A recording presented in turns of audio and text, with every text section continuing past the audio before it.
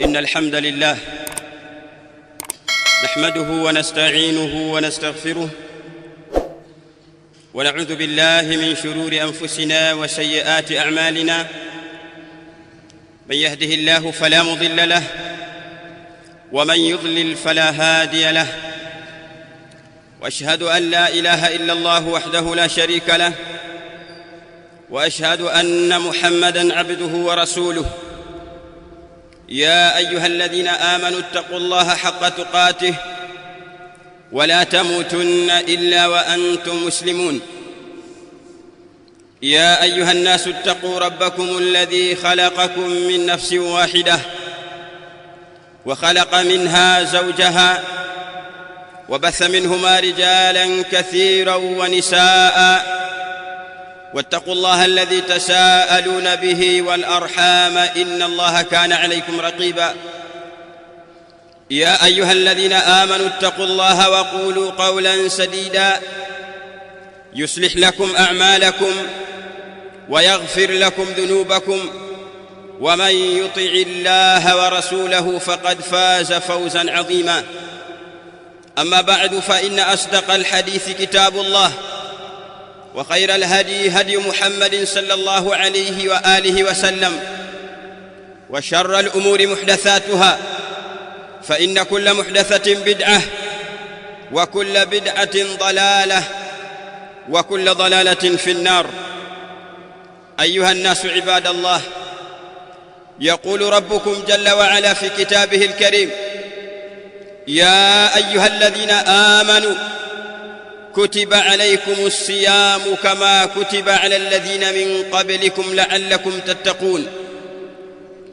وقال صلى الله عليه وسلم: من لم يدع قول الزور والعمل به فليس لله حاجة في أن يدع طعامه وشرابه.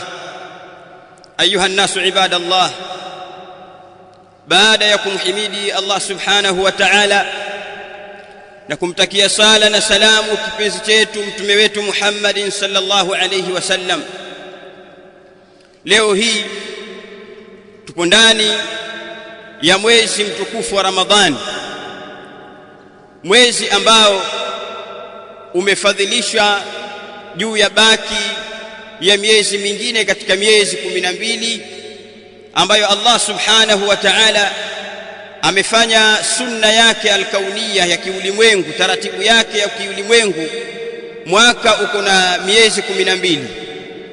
Moja kati ya miezi hiyo ni mwezi huu wa Ramadhani ambao sisi tuko ndani yake.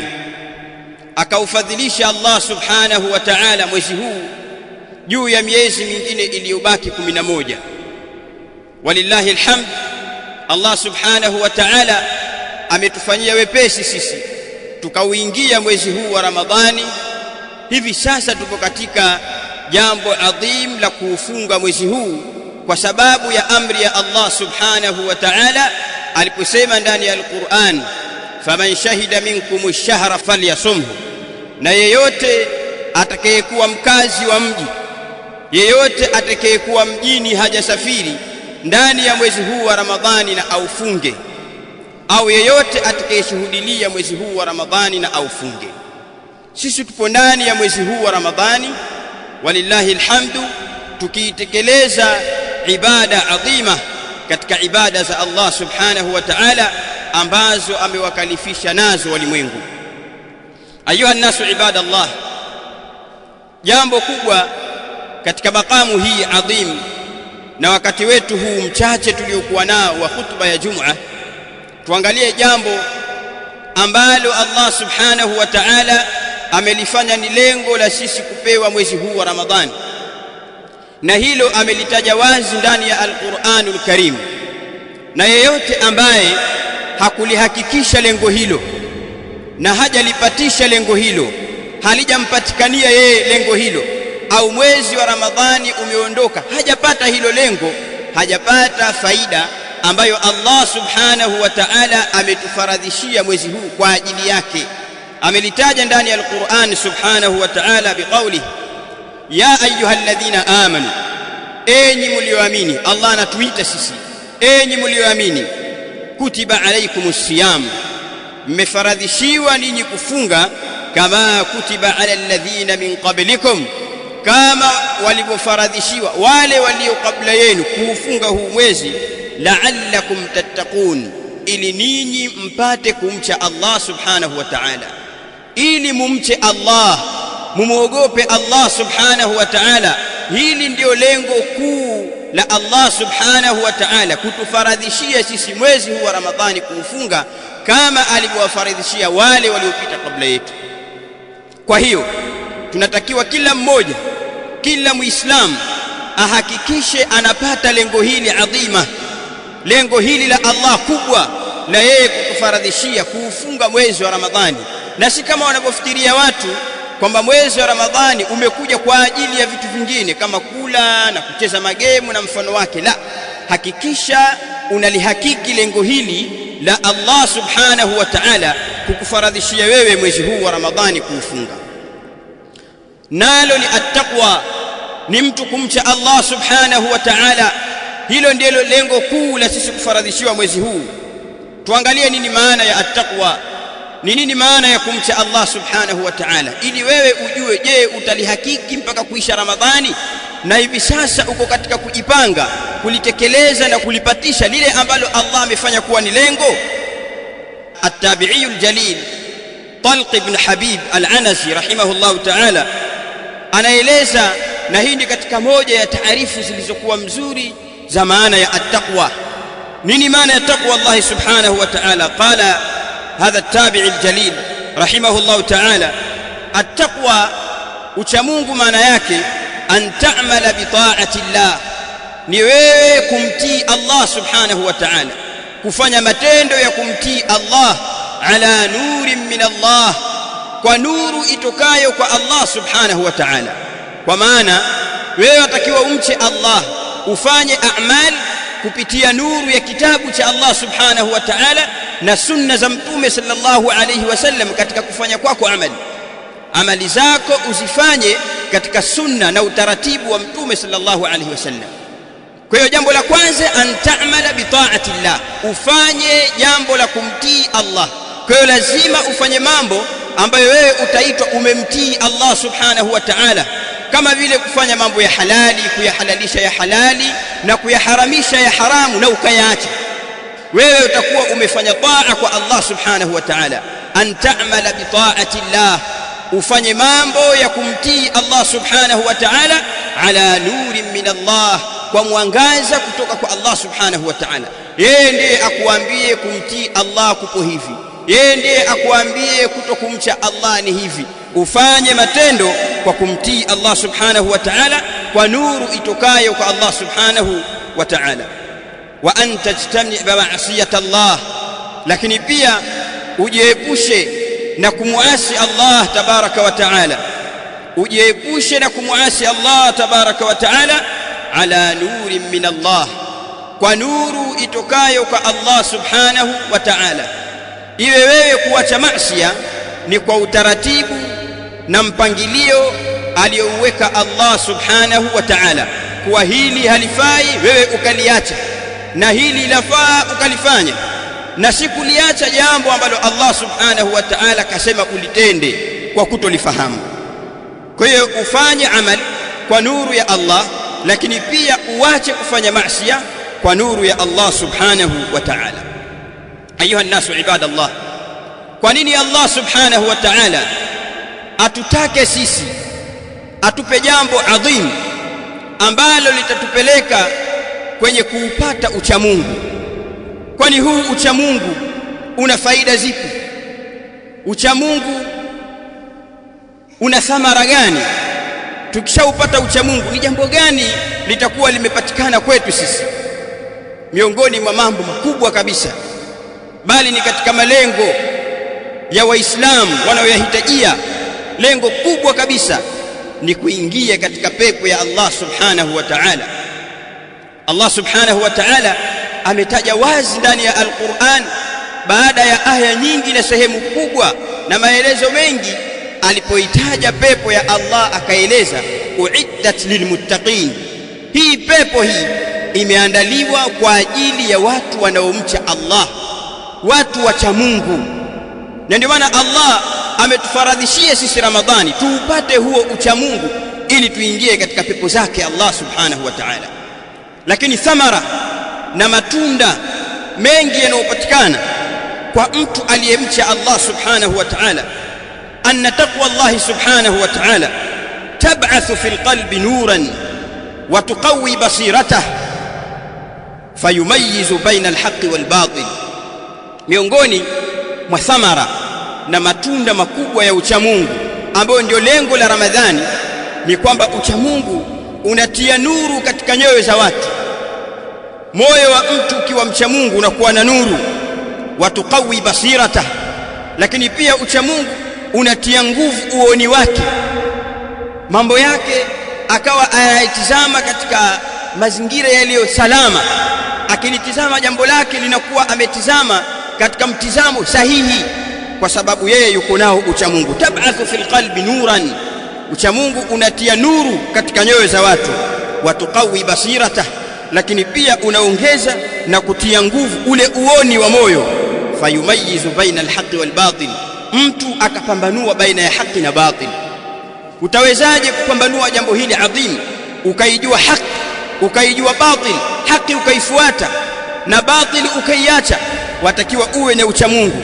Qala subhanahu wa ta'ala, ya ayyuhalladhina amanu ittaqullaha wa aminu birasuli. Allah subhanahu wa ta'ala asema, enyi mlioamini mcheni Allah subhanahu wa ta'ala na muaminini mtume wake. Yu'tikum kiflaini min rahmatih, Allah subhanahu wa ta'ala atawapa ninyi kawili katika rehema zake, atawapa kawili, atawapa rahma juu ya rahma. Rehema za Allah subhanahu wa ta'ala mtazipata nyinyi. Wayaj'al lakum nuran tamshuna bihi, na Allah atawajalia ninyi kuipata nuru ambayo mtatembea nayo baina ya watu. Mtu yuko duniani analiona hili jambo fulani linamtatiza, kwa sababu ya nuru ya uchamungu aliyokuwa nao, haraka anagundua kwamba taratibu sahihi hapa nipite hivi, hili halitafaa, Allah hataliridhia, na hili litakuwa sahihi, Allah ataliridhia. Hii ni thamara ya wewe kumcha Allah subhanahu wa ta'ala. Wayaghfir lakum, lakini Allah atawasamehe nyinyi. Wallahu ghafurur rahim, Allah ni mwingi wa kusamehe, mwenye huruma. Ayuha nasu ibadallah, miongoni mwa thamara, matunda yanayopatikana kwenye jambo la kumcha Allah subhanahu wa ta'ala, anna taqwa tu'ti al-'abda quwwa li ghalabati ash-shaytan. Uchamungu unampa mja nguvu ya kushindana na shaitani.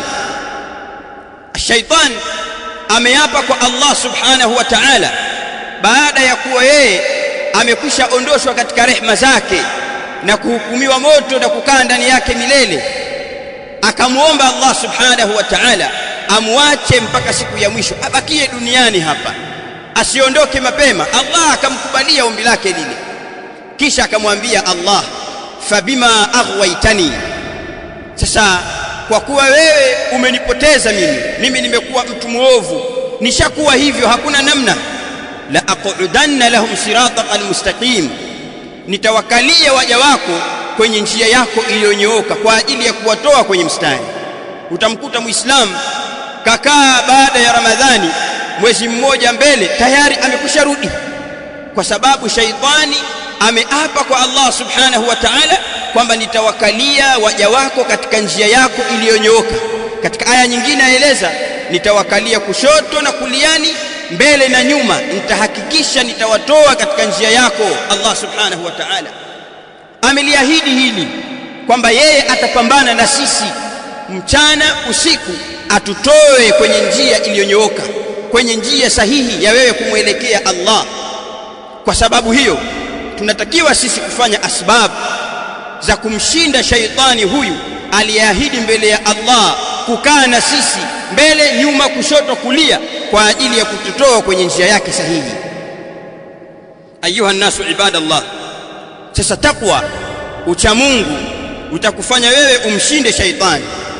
Yaqulu subhanahu wa ta'ala, innal ladhina ittaqaw, hakika ya wale waliyemcha Allah subhanahu wa ta'ala, idha massahum ta'ifun min ash-shaytani tadhakkaru, watu wanayemcha Allah pindi inapowapata wao pepesi ya shaitani akakujia wewe akakutoa kwenye njia akakuletea jambo la kumwasi Allah subhanahu wa ta'ala, watu hawa wanaomcha Allah haraka tadhakkaru, wanakumbuka, wanajua kwamba hili ni baya hili. Tadhakkaru fa idhahum mubsirun, basi mara tayari wamekwishaona njia sahihi. Leo hii mtu ameingia katika maasi mara moja, wewe kama hauna takwa Allah subhanahu wa ta'ala, na hii ni kuonesha kwamba kumbe mtu mcha Mungu pia aweza kuteleza na kufanya maasi, lakini haendelei.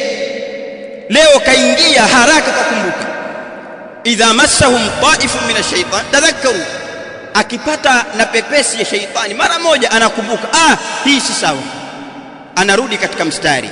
Fa idhahum mubsirun, mara yeye kisha aiona haki tayari, ajua hii ndio njia sahihi ya kupita. Halikuwa maasi, nilifanya kadha, nilimwasi Allah, nilimtukana mzazi wangu, niliishi vibaya na majirani, sikuwakirimu wageni, sikufanya kheri kadha. Hapana, hii si sawa. Mara moja anakumbuka, ni kwa sababu ana takwa Allah subhanahu wa ta'ala. Lakini ambaye hana takwa aendelea, ana israr katika hayo aliyokuwa nayo na haachi, yeye yuko tu anazama, kila sikufanya hili kisha na lile. Kwa thamara ya jambo hili ni wewe kumcha Allah subhanahu wa ta'ala. Ayuha nasu ibadallah, miongoni mwa thamara na matunda ya kujipamba na uchamungu, min asbabi qabuli al-amal, na hii pia ni katika mambo matukufu, katika mambo tunayahitajia. As-salaf rahimahumullahu ta'ala, kama ilivyonukuliwa, walikuwa wakisema, lau ningefahamu mimi anna Allah taqabbala minni, kwamba Allah amekubali kwangu, mithqala dharratin min amalin, nimekubaliwa mimi chembe ndogo, punje ndogo ya amali, la tamannaitu almaut, ningetamani kufa, kwa sababu inma yataqabbalu Allahu min almuttaqin, hakika Allah subhanahu wa ta'ala anakubali amali za wacha Mungu. Wewe uko na Ramadhani hii leo wafunga, lakini hauja uhakiki ucha Mungu. Ramadhani yako haina ucha Mungu ndani yake, haina amali njema na kuyaacha mambo maovu, Allah haiwezi kuikubali. Kwa hivyo jambo hili ni kubwa katika sababu za sisi kukubaliwa matendo yetu, ni jambo la kujipamba na ucha Mungu. Angalia kisa cha Habil na Qabil ambazo tutakitaja insha Allah taala katika hutuba ya pili. Barakallahu fikum. Qulu ma tasma. Alhamdulillah wassalatu wassalamu ala rasulih alamin nabiyina Muhammadin wa ala alihi wa sahabatihi ajma'in wattabi'ina lahum bi ihsanin ila yawmiddin wa sallim tasliman kathira. Amma ba'd, miongoni mwa thamara, matunda ya sisi kumcha Allah subhanahu wa ta'ala, ni hiya min asbabi qabuli al-amal, ni katika sababu za sisi kukubaliwa matendo yetu.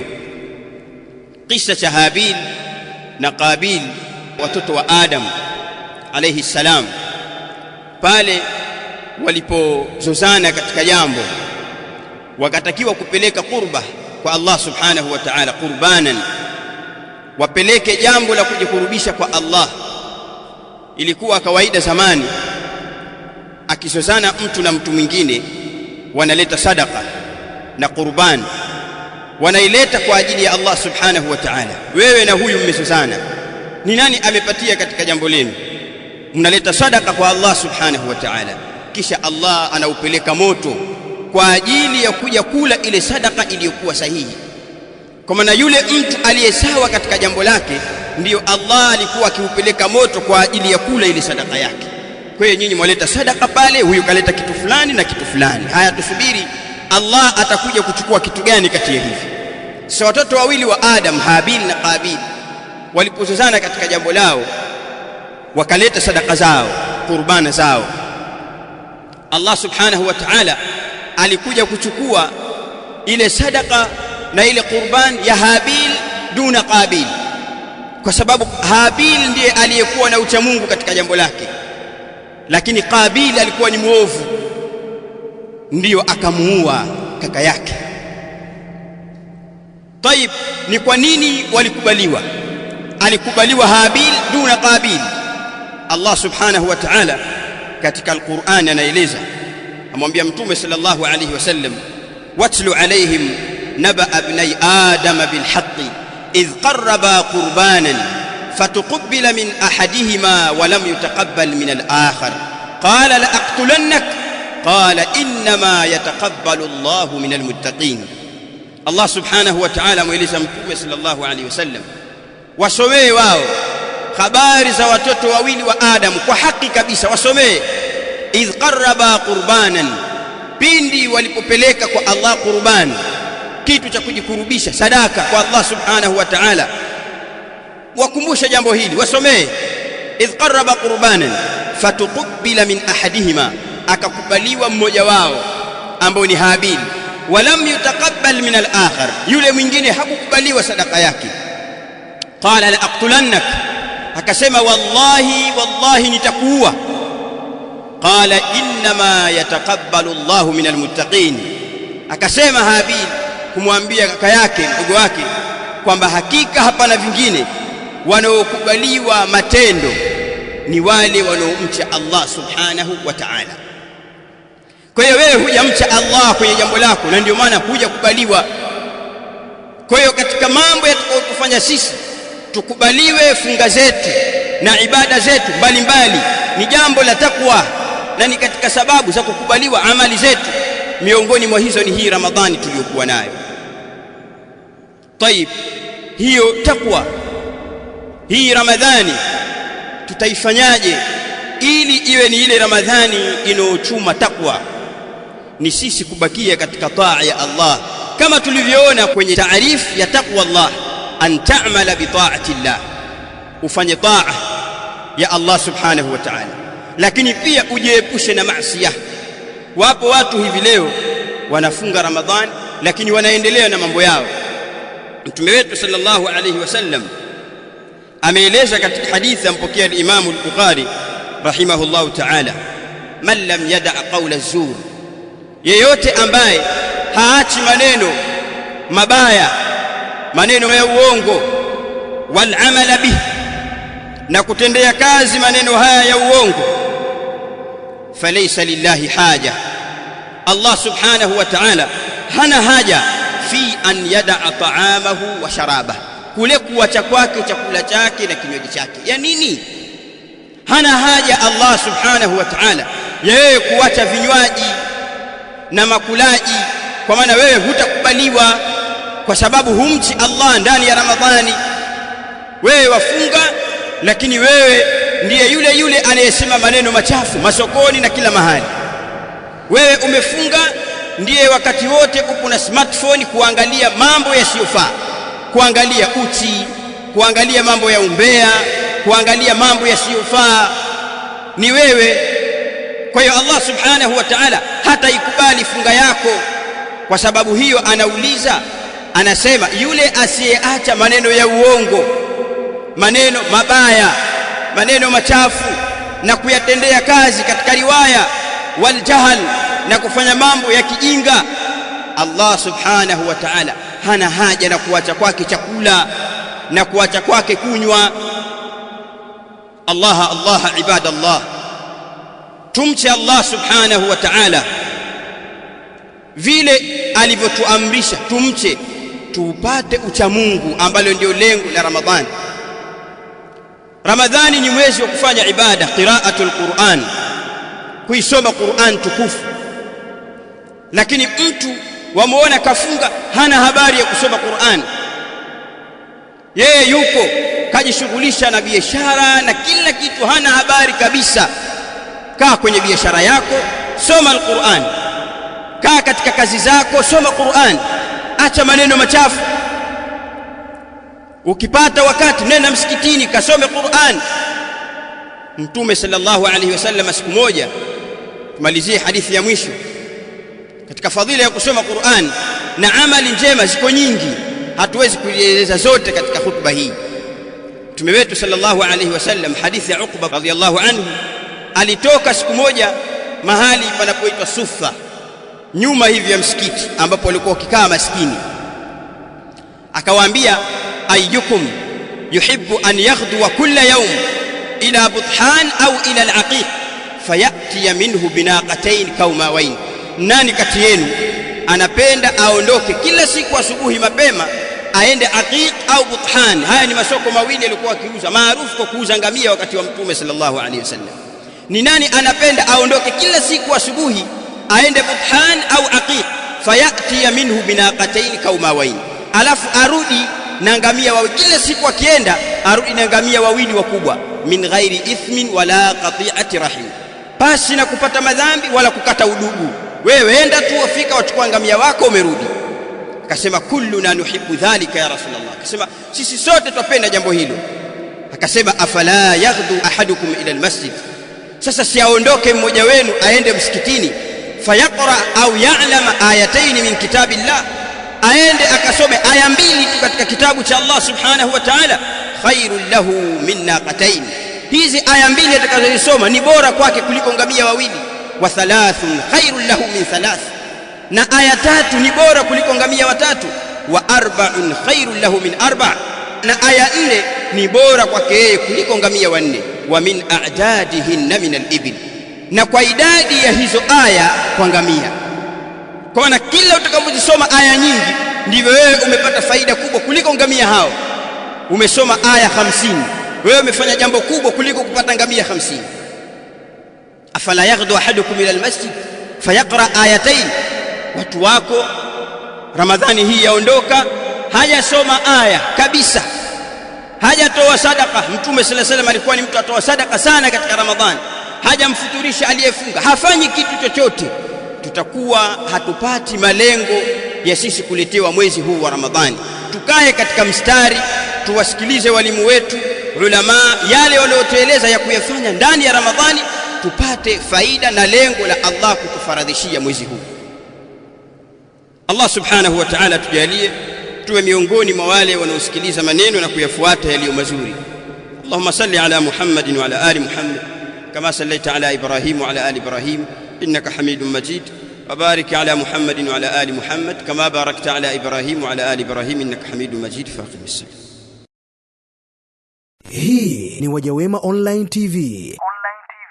Hapa ni elimu tu.